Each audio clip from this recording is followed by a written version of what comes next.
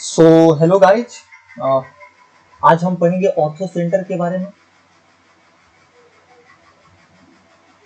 Ortho centre यानी कि इसको बोलते हैं हम लंब केंद्र, ठीक है ना, लंब केंद्र बोलते हैं।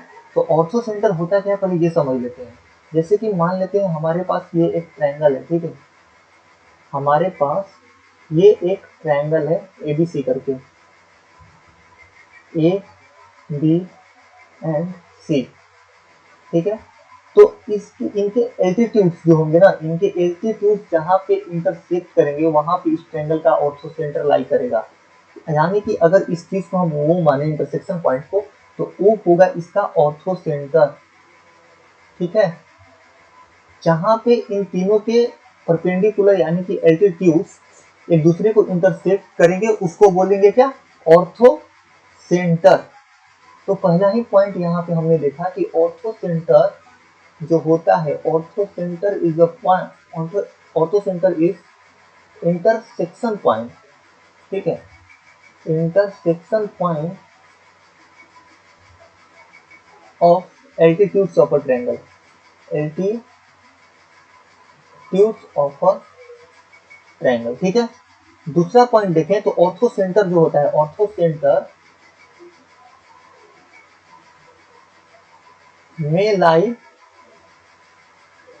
इनसाइड, आउटसाइड या इनसाइड आउटसाइड या on the triangle, on the triangle. जैसे कि हमारे पास ऑन द ट्रायंगल करने का मतलब जो हमारे पास राइट एंगल ट्रायंगल होता है ना, राइट एंगल ट्रायंगल के यहाँ पे ऑर्थो सेंटर लाई करता है, जहाँ पे परपेंडिकुलर बेस एक दूसरे से मिलते हैं। लेकिन हमने अभी हमारा जियोमेट्री चल रहा है और जियोमेट्री में हम सेंटर्स पढ़ रहे हैं। इसके अगर पिछले 2 क्लास की बात करें ना, तो उसमें हम सर्कम सेंटर और मिड सेंटर के बारे में पढ़ा। तो यहाँ पे मैं बता दूं कि सिर्फ यहाँ पे हम सेंटर्स के बारे में पढ़ रहे हैं। जब हम ट्रायंगल स्टार्ट करेंगे, जैसे इक्विलेटरल ट्रायंगल या फिर राइट एंगल ट्रायंगल, तो इस ट्रायंगल्स में इन सेंटर से रिलेटेड जो जो भी थ्योरी होगी ना, उन थ्योरीज को हम वहां पे पढ़ेंगे, ठीक है। अभी हम सिर्फ क्या पढ़ रहे हैं, अभी हम सिर्फ पढ़ रहे हैं क्या चीज, ऑर्थो सेंटर, ऑर्थो सेंटर बस, ठीक है। अब इस ट्रायंगल में देखें तो इसको अगर हम डी मान लें एंड इसको अगर हम ई मान लें एंड इसको अगर हम एफ मान लें, तो यहां से हम देख सकते हैं कि जो बीसी होगा ना, बीसी ग्रेटर देन होगा बीई के, ठीक है। एफसी जो होगा वो ग्रेटर देन होगा एसी के एंड एफसी, एक मिनट उल्टा लिख दी मैंने, एक मिनट बस। अगर यहाँ पे देखें तो हम कह सकते हैं कि बीसी ग्रेटर होगा किससे, बीई से, ठीक है। वैसे एसी ग्रेटर होगा एफसी से एंड एबी ग्रेटर होगा एडी से, क्योंकि हम जानते हैं कि एक ट्रायंगल जैसे है राइट एंगल ट्रायंगल, तो इसमें जो हाइपोटेन्यूज होता है, हाइपोटेन्यूज परपेंडिकुलर बेस से तो बड़ा ही होता है। तो ऐसे अगर इसमें बीईसी में देखें तो बीसी इसका हाइपोटेन्यूज बन रहा है और बीई इसका लंब यानी कि परपेंडिकुलर बन रहा है, तो हाइपोटेन्यूज हमेशा बड़ा होगा। और वही ट्रायंगल में तीनों में हमने बस कर्ण जो होता है हाइपोटेन्यूज उसको बड़ा दिखाया है।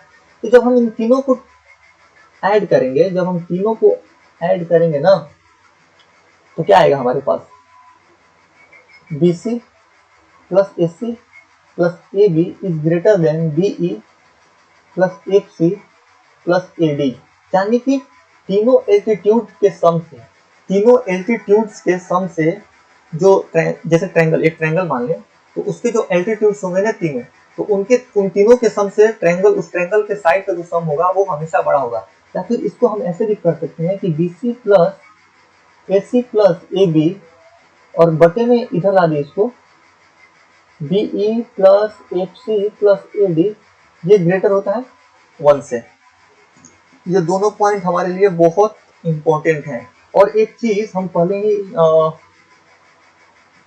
ही अगर इसको H1 मान लें ना एंड इसको H2 मान लें एंड इसको H3 मान लें, तो हम एक चीज पहले ही पढ़ चुके हैं कि जो ऐसे मान लेते हैं H1 H2 and H1 minus H2, ठीक है। ये बड़ा होता है H3 से एंड H3 बड़ा होता है H1 H2 बटे H1 प्लस H2 से। ये काफी इंपॉर्टेंट पॉइंट है एल्टीट्यूड से रिलेटेड। और ये चीज आता कैसे है, ये ट्रायंगल हमने जब पढ़ा था वहीं पे सीख लिया है, बस यहाँ पे मैं थोड़ा सा एक ओवरव्यू इसका दे रहा हूँ। तो ये चीज भी एल्टीट्यूड से रिलेटेड इसमें याद कर लेना है, ठीक है। इस पे भी काफी सारे क्वेश्चन आते हैं, ठीक है। कुछ और प्रॉपर्टीज देख लेते हैं हम। जैसे मान लो हमारे पास एक ट्रायंगल है, फिर से मान लेते हैं कि हमारे पास ये एक ट्रायंगल है।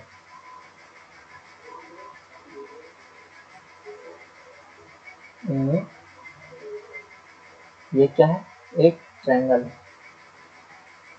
ठीक है। सो ABC हमारे पास एक ट्रायंगल है और ये सारे इसके डी ई एंड एक क्या है, एल्टीट्यूड्स हैं। तो अगर हम इस ट्रायंगल की बात करें ADC का, ADC की बात करें, तो अगर इसको हम अल्फा माने तो ये पूरा एंगल क्या होगा, 90 माइनस अल्फा, ठीक है। और अगर हम BEC ट्रायंगल में बात करें तो ये 90 माइनस अल्फा, तो ये क्या होगा, अल्फा होगा, ठीक है। अगर इसको हम O मान लें यहाँ पे तो ठीक है। तो AOE में बात करें ना तो साइन अल्फा होगा, वो क्या होगा, साइन अल्फा क्या होता है, OE क्योंकि सामने वाला परपेंडिकुलर होता है, बटे AO होगा, ठीक है। और इसमें अगर BOD में बात करें साइन अल्फा की, तो साइन अल्फा इसमें क्या होगा, OD बटे BO, ठीक है। तो इसको जब हम क्रॉस मल्टीप्लीकेशन करेंगे तो हमारे पास क्या आएगा, OE into BO is equal to AO into OD, ठीक है।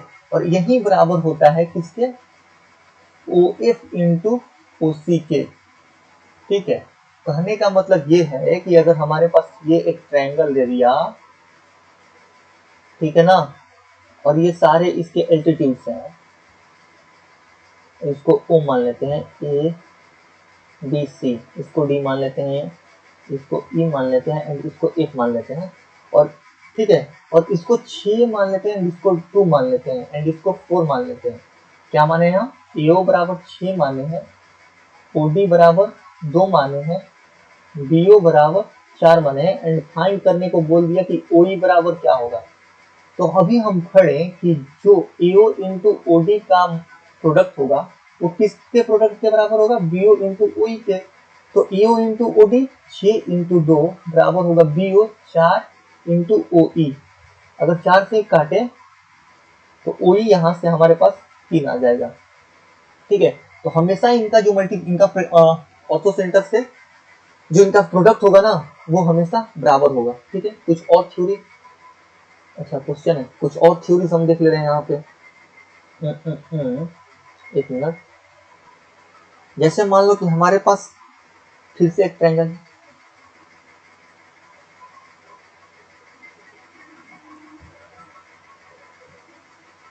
फिर से एक ट्रायंगल है, ठीक है। ABC करके हमारे पास फिर से एक ट्रायंगल है, ये D है, ये E है एंड ये F है, ठीक है। इसको मैं रेड ले रहा हूँ।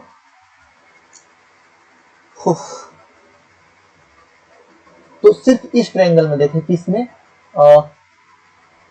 BEC में देखें, सिर्फ BEC में देखें तो E 90 है, तो ये कितना होगा, ये सिर्फ होगा कितना, 90 माइनस सी, क्योंकि B प्लस सी जोड़ करके 90 आएंगे, तो B कितना होगा, B नहीं, इसको अगर O माने तो OBC कितना होगा, 90 माइनस सी। उसी प्रकार ये इस ट्रायंगल में देखे ना BFC में, तो ये कितना होगा, 90 माइनस B, ठीक है। तो ये जो एंगल होगा वो क्या करेंगे हम, 180 माइनस, एक minute, 180 minus 90 minus C plus 90 minus B करेंगे तो हमारे पास निकल के आएगा B प्लस सी, यानी कि ये एंगल होगा B प्लस सी, ठीक है, BOC। अब ट्रायंगल हम ABC में बात करें तो हम जानते हैं angle A plus angle B plus angle C क्या होता है, 180 डिग्री, ठीक है, तो अगर हम सिर्फ एंगल बी प्लस सी की बात करें, यहाँ पे एंगल लगा देना हमें, तो वो क्या होगा 180 माइनस ए।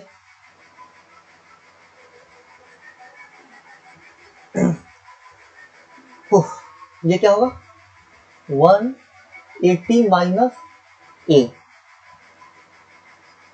कहने का मतलब ये है कि अगर हमारे पास ये एक ट्रायंगल है, तो जो इसका ऑर्थो सेंटर होगा, जो यहाँ पे इसका ऑर्थो सेंटर होगा, मान लो कि यहाँ पे इसका ऑर्थो सेंटर बन रहा है, तो ऑर्थो सेंटर के ठीक अपोजिट वाले एंगल का सम और ऑर्थो सेंटर का सम हमेशा 180 डिग्री होता है। यानी कि अगर इसको हम थीटा माने ना, तो ये अपने आप 180 माइनस थीटा हो जाएगा। ठीक है, या फिर इसको हम ऐसे लिख दे रहे हैं तो और बेटर क्लियर होगा। ए बी सी, तो बी प्लस सी की है ना, एक मिनट, इसको हम ऐसे लिख दे रहे हैं, एंगल ए बराबर 180 माइनस बी प्लस सी कर दे रहे हैं, यहाँ पे बी प्लस सी कर लो, 180 माइनस एंगल बी प्लस सी, तब पता चल जाएगा और बेटर क्लियर हो जाएगा कि ऑर्थो सेंटर और उसके अपोजिट वाला जो वर्टेक्स होता है, अपोजिट वाले वर्टेक्स, ठीक है, उन दोनों का सम 180 डिग्री होता है। जैसे ही हमारे से क्वेश्चन पूछ दिया, ठीक है, ऐसे बना दिया एंड बोल दिया कि ये जो है ना पॉइंट, वो ऑर्थो सेंटर है इसका, और इसको दे दिया मान लो 60 डिग्री, और हमारे से ये वाला एंगल पूछ दिया, तो हम जानते हैं कि अगर ये ऑर्थो सेंटर है, तो ऑर्थो सेंटर और इसके अपोजिट वाले वर्टेक्स का सम कितना होता है 180, ये 120 डिग्री हो जाएगा, आंसर कर देंगे। ठीक है, कुछ और प्रॉपर्टीज जान ले रहे हैं, तब हम क्वेश्चन की ओर अग्रसर होंगे। और क्या इसमें हम सीख सकते हैं, हाँ एक चीज और सीख सकते हैं,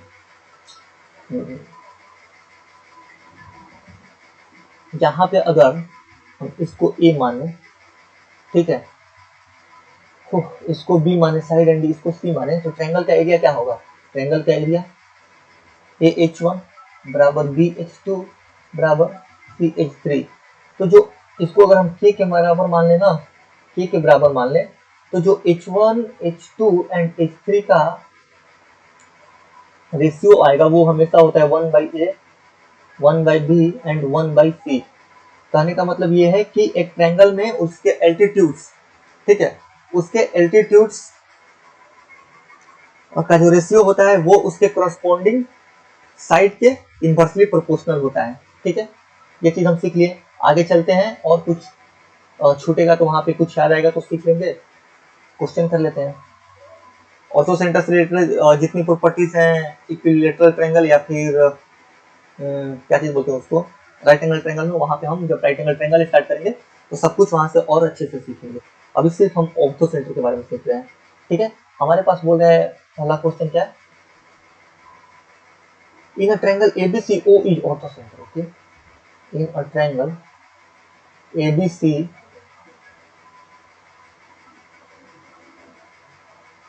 A B C O is ortho centre.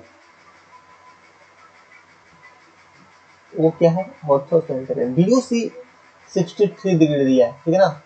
Find the value of BSC, तो हम जानते हैं उसका अपोजिट वाले वर्टेक्स का सम कितना होता है 180 डिग्री, तो 180 में से 63 करेंगे ए के लिए तो कितना आएगा 170 डिग्री आंसर, यानी कि एंगल है 170 डिग्री आएगा। ठीक है, इन ट्रायंगल PQR,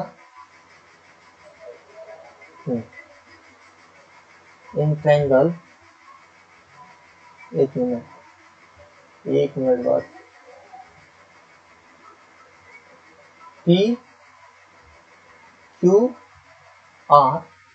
PX ऐसे बना दे रहे हैं, PX QY एंड RZ। ठीक है, ये तीनों क्या है, RZ भी altitude intersecting at O। Q दिया है कितना 6 दिया है, PX से PX 8 दिया है, तो अगर PO 6 हो गया तो ये 2 होगा।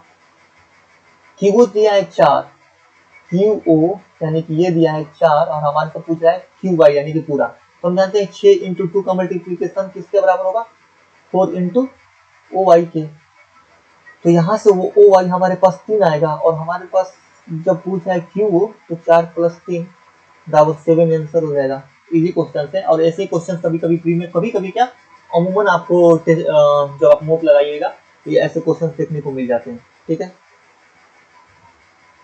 Size of triangle are in 5, 6, 8। देखो ये पूछ रहा है साइज ऑफ ट्रायंगल 5, 6 और 8 के रेशियो में है। ठीक है,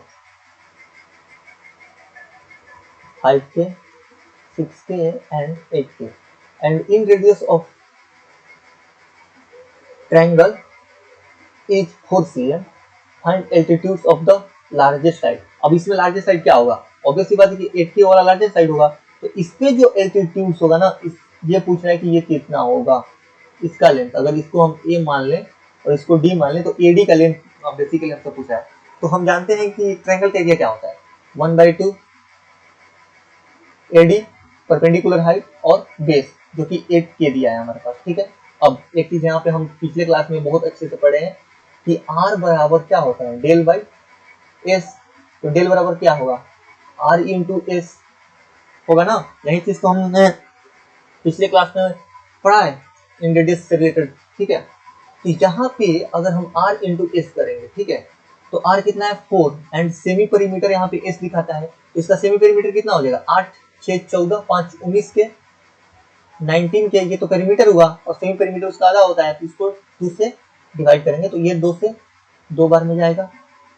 ठीक है, ये K से K कैंसिल होगा, 4 से 2, तो AD हमारे पास आएगा 19/2, यानी कि कितना 9.5 यूनिट आंसर। CM दिया है, CM आंसर हो जाएगा। ठीक है, नेक्स्ट क्वेश्चन पे चलते हैं।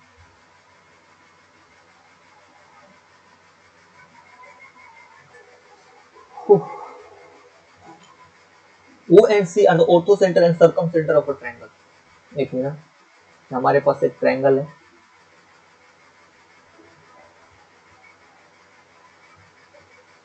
हमारे पास एक ट्रायंगल है, ठीक है ना, ट्रायंगल PQR है, P Q एंड R। ठीक है, फिर P एंड O इसका ऑर्थो सेंटर है, मान लेते हैं यहाँ पे जो O है इसका ऑर्थो सेंटर है, एंड C क्या है इसका circumcentre. PQR respective P and O, जो ये लाइन है ना P एंड O, ये P and O are joint and produce to mid side QR। ठीक है, QR पे मिड कर रहा है, तो QR एट S यहाँ पे, और ये है O। ठीक है, मिस्टर QR एट PQ। एक मिनट, अगर ये ऑर्थो सेंटर है तो ये 90 डिग्री होगा। ठीक है, यहाँ से हम ये निष्कर्ष निकाल, भले ये दिख नहीं रहा है बट इसको मान के चले 90 डिग्री है। ठीक है, अब PQS अगर ये 62 डिग्री दिया है, एंड QCR, एक मिनट, ये QCR कितना दिया है 126 डिग्री। ठीक है, तो हम जानते हैं क्या, ये चीज और ये चीज, अगर ये इसका सरकम सेंटर है ना, तो अगर ये थीटा है तो ये 2 थीटा होगा। अब ये कैसे होगा, ये हम बहुत अच्छे से एक्सप्लेन कर चुके हैं इसको, आप सरकम सेंटर की वीडियो देख सकते हैं। ये मतलब कि वर्टेक्स पर के एंगल का 2 टाइम्स होता है और सरकम सेंटर वाला एंगल। तो अगर ये 126 है, ठीक है, तो ये पूरा ये वाला एंगल जो होगा ना, ये 63 होगा, और ये 90 हो गया, ये पूरा 62 है, तो ये बचा हुआ पार्ट कितना होगा 28। ये दोनों जोड़ करके कितना होंगे 90 डिग्री, तो 90 में से 62 माइनस करेंगे तो ये 28 होगा। और हमारे से क्या पूछा है RPS, यानी कि ये, तो इसको हम क्या करेंगे 63 में से 28 माइनस करेंगे, 5 35 डिग्री आंसर हो जाएगा। ठीक है, चलते हैं नेक्स्ट क्वेश्चन की ओर।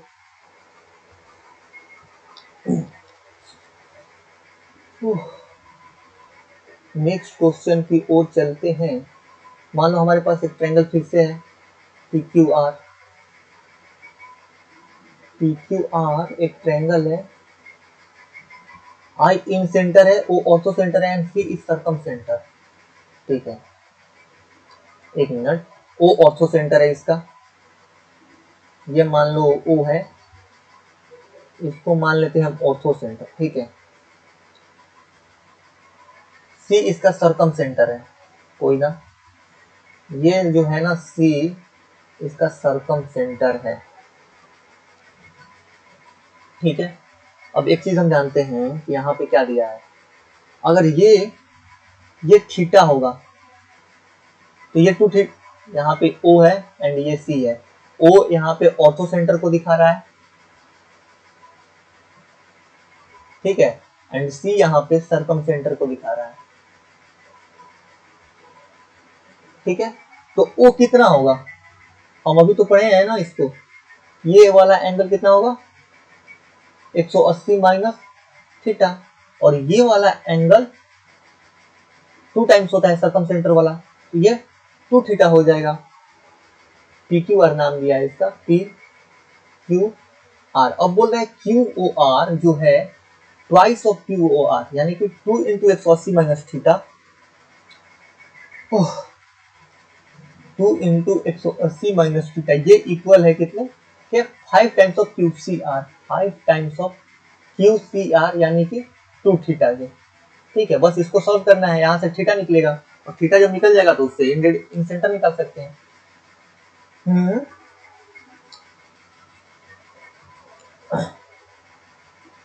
तो ये होगा कितना 360 माइनस 2 थीटा, यहाँ से ये होगा 10 थीटा, यानी कि 12 थीटा जो होगा वो 360 के, एक मिनट, 360 के बराबर होगा।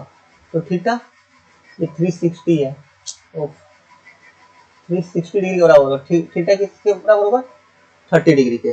अब ये 30 डिग्री हो गया, ठीक है, ये 30 डिग्री हो गया और हमारे से आरपीएस पूछ रहा है, find I O in centre है ना। एक मिनट, हम एक बार क्वेश्चन देख ले रहे हैं, इन सेंटर पूछ रहा है ना इसमें,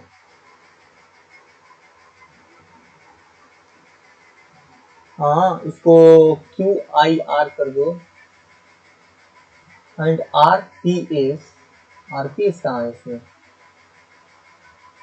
इसको कर देते हैं हम इन सेंटर, इसमें इन सेंटर वाला एंगल पूछ रहा है, यानी कि क्यू आई आर कितना होगा, तो क्यू आई आर क्या होता है थीटा 90 प्लस 30/2 कितना हो जाएगा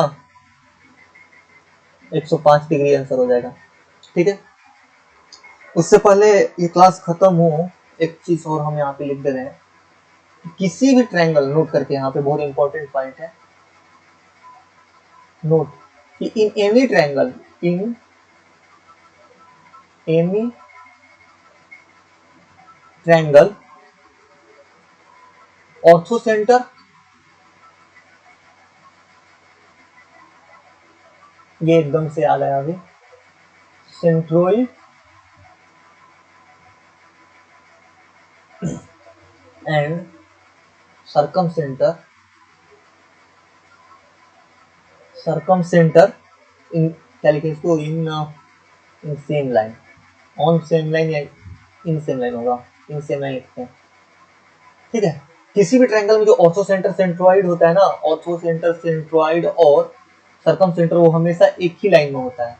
ठीक है, वो क्या होता है हमेशा एक ही लाइन में होता है, और जैसे मान लेते हैं कैसे होता है ये भी देख लेना है, यहाँ पे अगर ओ होगा तो यहाँ पे जी सेंट्रोइड, इसके अगले क्लास में हम एक सेंटर और सेंट्रोइड के बारे में पढ़ेंगे, और ये होता है क्या सरकम सेंटर, और ये इसका जो रेशियो होता है 2:1 में होता है, यानी कि ओजी और जीसी का जो रेशियो होता है ना वो 2:1 में होता है। इस पे हम क्वेश्चन करेंगे बाद में, अभी जब सेंट्रोइड को क्लियर से हम अच्छे से पढ़ लेंगे तब। ठीक है, और एक चीज यहाँ पे हम सीख लेते हैं, जैसे मान लो हमारे पास एक ट्रायंगल है, ये एक हमारे पास ट्रायंगल है P Q R, P Q are, और ये सारे क्या हैं इसके परपेंडिकुलर हैं, ठीक है, इसमें थोड़ा सा, एक मिनट, ये इसके हैं परपेंडिकुलर, इस पॉइंट को हम मानते हैं O, ठीक है ना। तो अगर हम QOR में देखें ना, QOR में, तो इसका जो परपेंडिकुलर है QP को यहाँ पे कर रहा है, ठीक है, ये यहाँ पे ये मीट कर रहे हैं और QP को यहाँ तक इलोब्रेट किया गया है, ठीक है। इसका जो परपेंडिकुलर है PR को यहाँ पे मीट कर रहा है एंड RP को यहाँ पे मिलाया गया है, और इसको अगर हम D मान लें तो OD को आप बढ़ाया गया है, तो वो जाकर के P पे एक दूसरे को इंटरसेक्ट कर रहे हैं। तो हम यहाँ पे लिख सकते हैं कि P is orthocenter, P is orthocenter of triangle QOR, P is orthocenter of triangle QOR, ठीक है ना। ये ऑर्थोसेंटर हुआ इसका QOR का। वैसे ही अगर हम Q बोले ना, Q, तो Q इज ऑर्थोसेंटर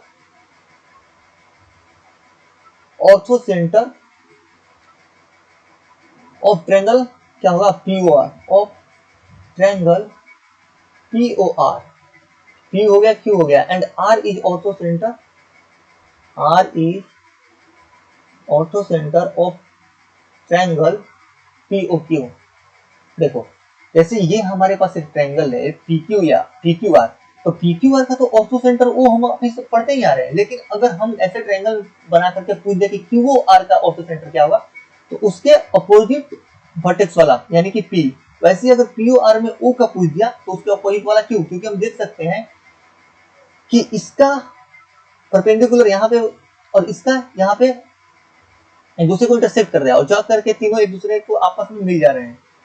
तो ये आज हमारा रहा क्लास किस चीज से रिलेटेड, ऑर्थोसेंटर से रिलेटेड, ठीक है। और कुछ मुझे याद आएगा तो हम आगे की क्लास में पढ़ लेंगे, ठीक है। आगे क्लास में हम क्या पढ़ेंगे, आगे के क्लास में हम पढ़ेंगे इन सेंटर हो गया, सरकम सेंटर हो गया, तो एक सेंटर पढ़ लेंगे, सेंट्रॉइड पढ़ लेंगे, फिर मीडियन से रिलेटेड जितनी भी प्रॉपर्टीज होंगी वो देख लेंगे। उसके बाद हम ट्रायंगल पढ़ेंगे, and then we have to start क्या, क्वाड्रिलेटरल, फिर चक्रीय चतुर्भुज, और वो पढ़ करके क्या बोलते हैं उसको, सर्कल पढ़ करके इस चीज को एंड कर देंगे, ज्योमेट्री को, ठीक है। मतलब अभी बहुत क्लास बाकी, अभी मुश्किल से 40% ज्योमेट्री हुआ है हमारा।